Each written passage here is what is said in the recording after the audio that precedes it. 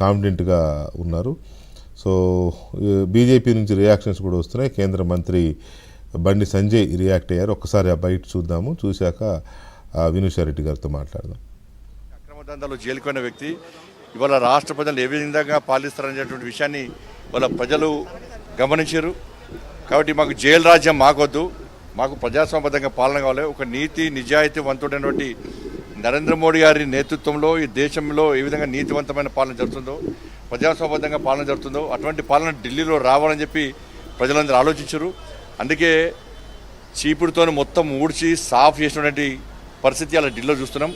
వారు one side విధంగా ఇలా భారతీయ జనతా పార్టీకి అనుకూలంగా ఇలా ఫలితాలు వస్తున్నాయి.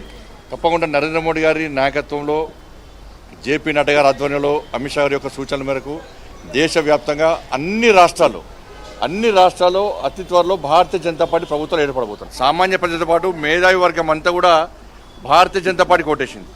ముఖ్యంగా ఉద్యోగస్తులు అందరూ కూడా భారతీయ జనతా పార్టీకి ఓటేసారు. కాబట్టి ఢిల్లీ మాదే, నెక్స్ట్ జరిగేటువంటి ఎమ్మెల్సీ ఎన్నికలు కూడా మాయే.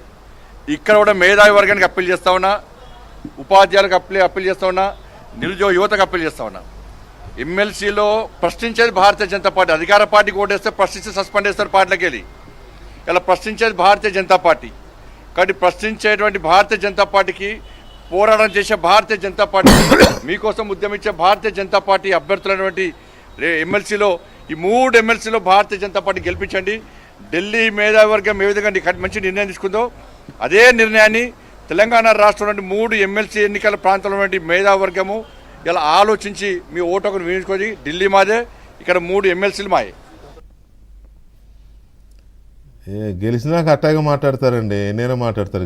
గెలుపు ఆనందంలో మామూలుగా ఉండదుగా మరి ఎవరైనా తెలియ. రైట్, ఎనీవే వినూషారెడ్డి గారు వెల్కమ్ అండ్ గుడ్ మార్నింగ్ అండి.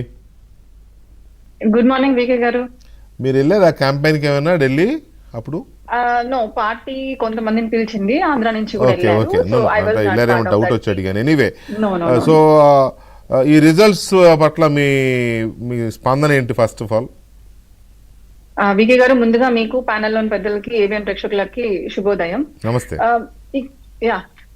అంటే ఇందాక పుల్లారావు గారు మాట్లాడుతూ అన్నారు, అరవింద్ కేజ్రీవాల్ ని చాలా ఇబ్బంది పెట్టేశారు, అన్ని విధాలుగా దిగ్బంధనం చేశారు అని. నేను మీకు ఎందుకు అరవింద్ కేజ్రీవాల్ లేదా ఆమ్ ఆద్మీ పార్టీ పట్ల ఇంత వ్యతిరేకత వచ్చిందో మీరు అర్థం చేసుకోవాలి.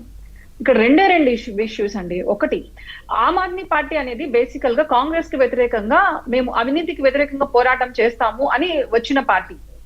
అంటే అరవింద్ కేజ్రీవాల్ గారు ఫస్ట్ ఏం మాట్లాడారంటే, నా బిడ్డల మీద నేను ప్రమాణం చేస్తాను, నేను ఎలక్షన్ కంటెస్ట్ చేయను, నేను ముఖ్యమంత్రి ఎప్పటికి కాను అన్నారు.